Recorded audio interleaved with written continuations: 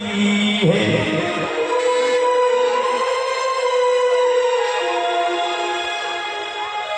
पुनः फिर से निवेदन करूंगा कि आप बिल्कुल हलचल पैदा ना करें। मैंने शुरू कर रहा हूं कि किसी की भी सूरत दिल में उतर सकती है, ओ ये तो जिंदगी है साहब, कभी भी बदल सकती है। और एक एक बात को समझ लेना, बात समझ में आया तो ताली बजा के मुझे बताना कि आप समझ रहे हैं। किसी की भी सूरत दिल में उतर सकती है, ये तो जिंदगी है साहब, कभी भी बदल सकती है। और दुश्मनों को तो हम जवाब बाबा साहब की कलम से देना चाहते हैं। अरे दुश्मनों को तो हम बाबा साहब की कलम से जवाब देना चाहते हैं, वरना ये काम तो मेरी लाठी भी कर सकती है।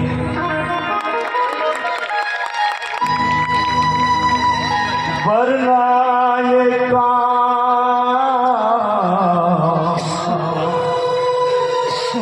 तो मेरी लाठी भी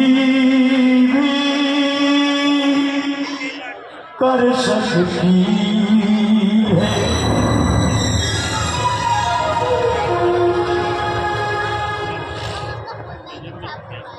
बाबा साहब का वंशज हूँ मैं,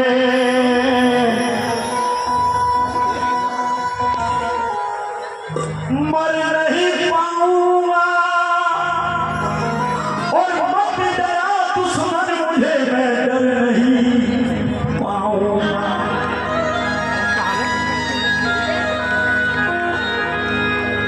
बाबा साहब का वंशज हूं मैं, मर नहीं पाऊंगा और मत डरा दुश्मन मुझे, मैं डर नहीं पाऊंगा। और जीने की चाह, मरने का खौफ तो जीने की चाह रखने वालों को होता है सुमन। अगर मैं मंच पर मर भी गया तो शहीदों में गिना जाऊंगा। अगर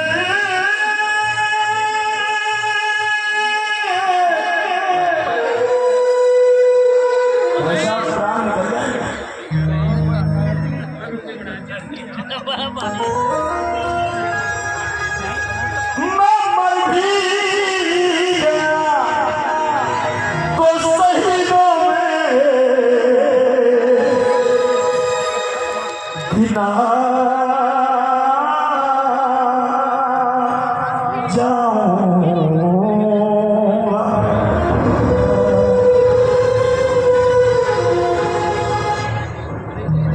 बाबा साहब आंगन में बैठे हैं और माता रमाई 27 दिन तक भोजन नहीं किया।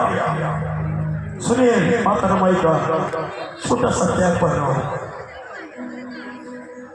ऐसी कौन है संसार में जो 27 दिन तक बिना भोजन रही? आप लोग 9 दुर्गाओं में सुबह से शाम तक व्रत करते हो, घंटियां बजाते हो,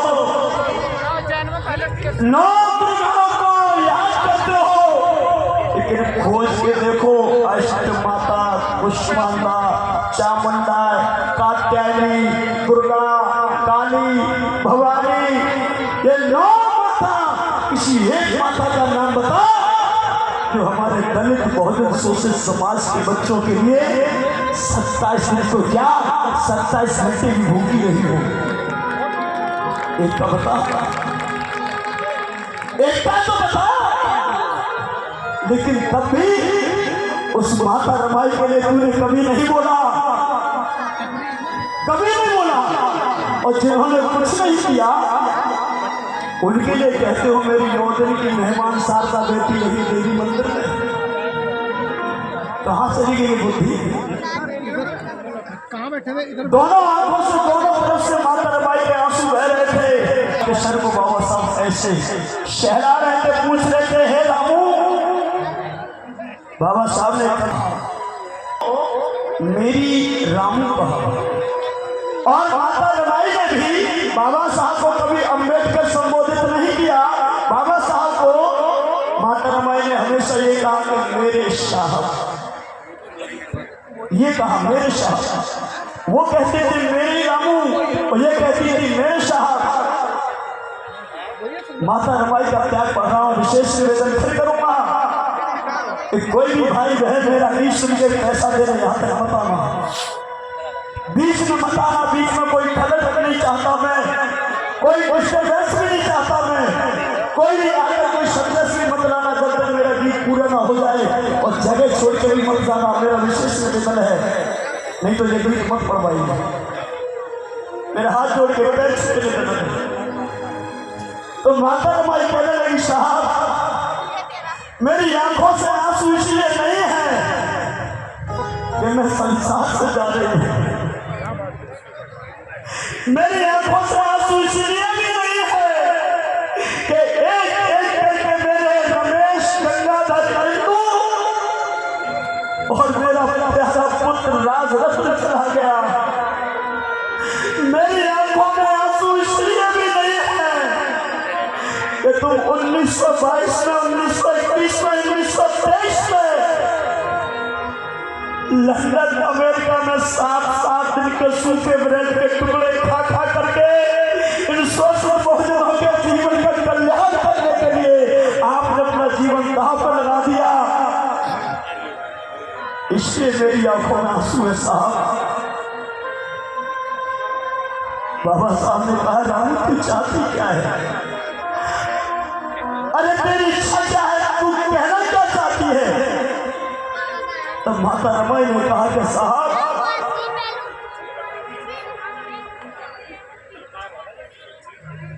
बड़ी मुश्किलों से मैंने मेरे शव को पढ़ाया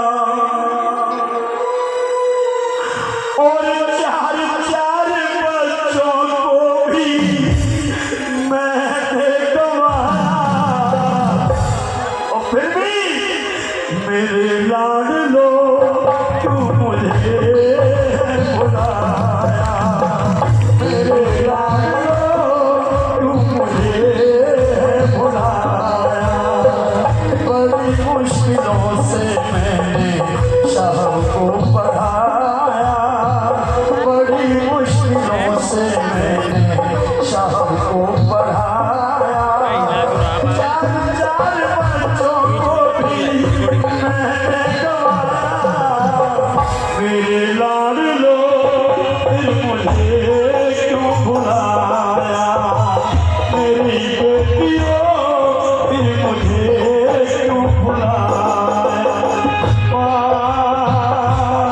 मेरी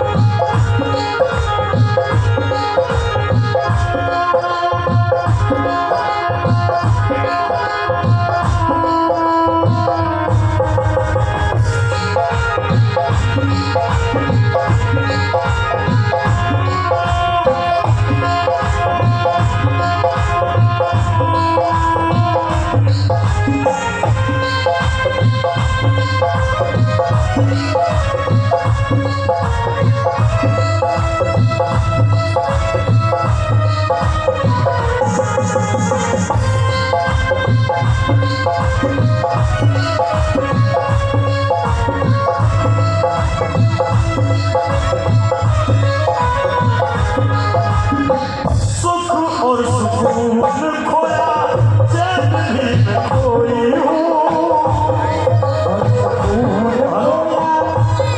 चैन मैं खोई हूँ।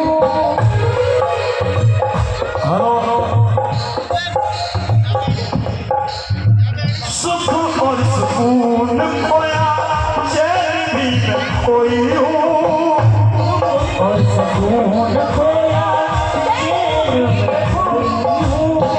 एक रात नींद भर के सुख से न सोई हूँ, एक रात नींद भर के सुख से न सोई हूँ। हमेशा कमाओ अपने, हमेशा कमाओ अपने गले से लगा, मेरे लाडलो मुझे क्यों बुलाया, मेरे लाडलो मुझे क्यों बुलाया, मेरी माँ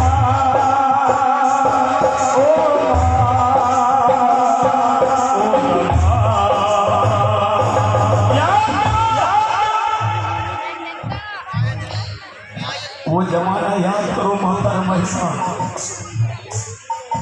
जब कहीं से माता रमाई के लिए बुलावा आ जाता तब मेरी माता बहनों तो माता रमाई अंदर जाती।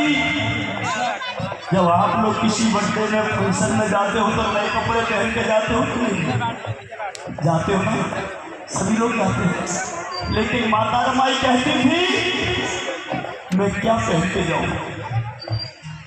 शब्द एक ही ये फर्क देख लेना, शब्द एक ही ये फर्क देख लेना।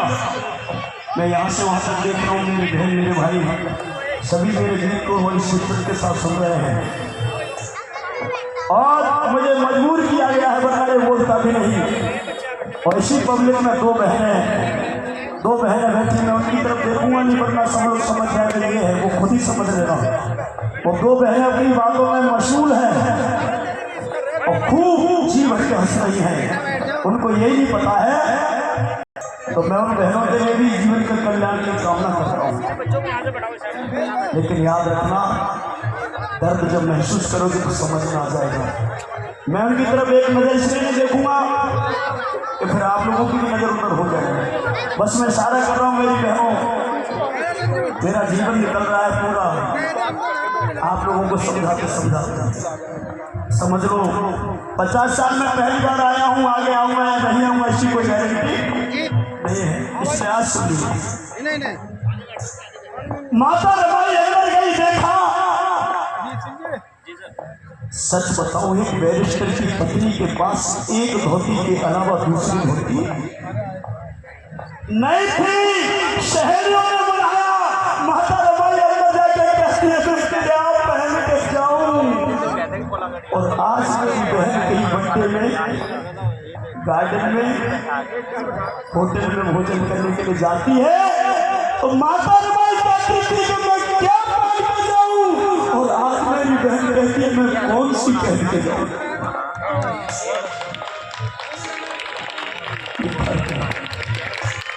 ये फर्क है, इस फर्क को महसूस आप गाने को समझोगे, ताली बजाने के ये फर्क समझो कि माता रमाई कहती थी कि मैं क्या पहन के जाऊं, और आज मेरी बहन कहती है मैं कौन सी पहन के जाऊं।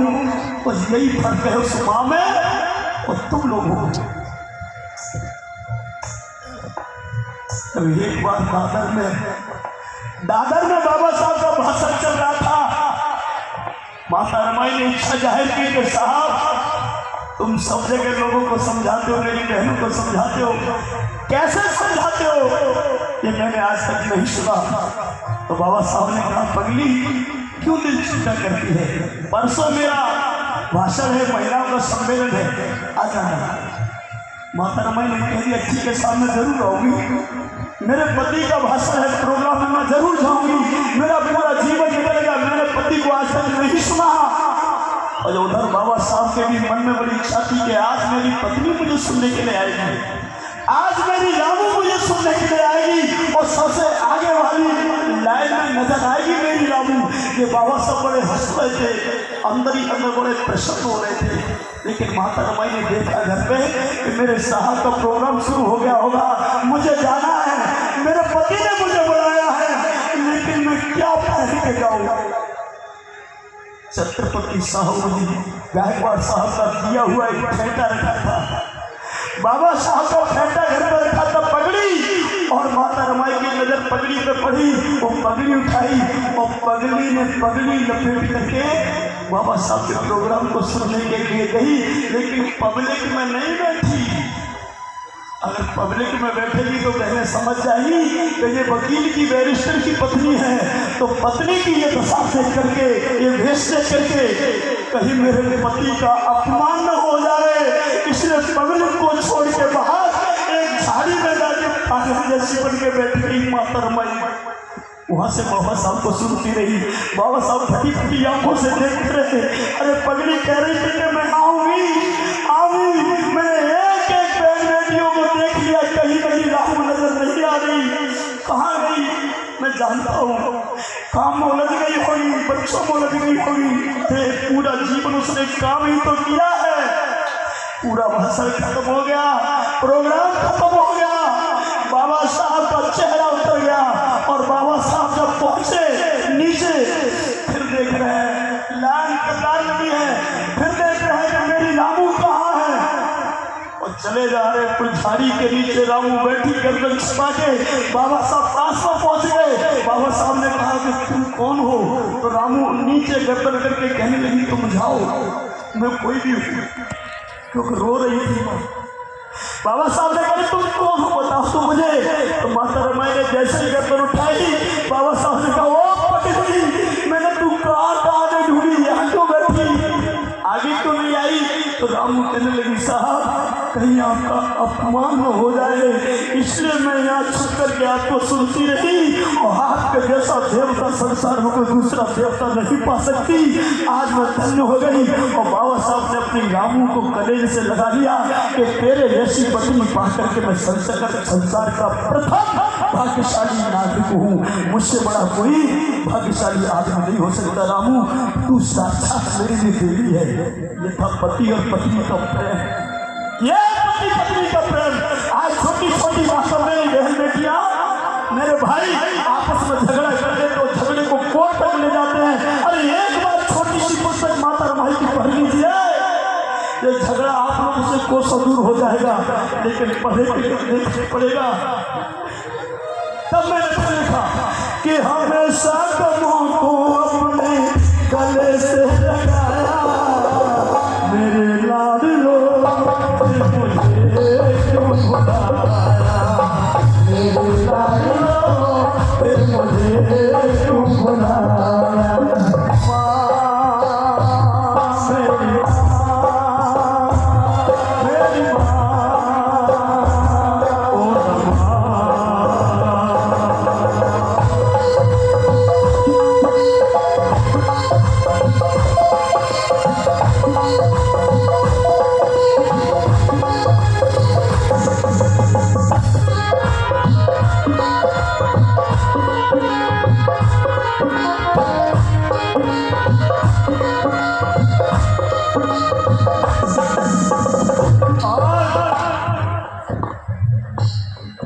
अगर ममता की मूर्त देखनी हो तो करण अर्जुन फिल्म के गाने की मत देख लेना।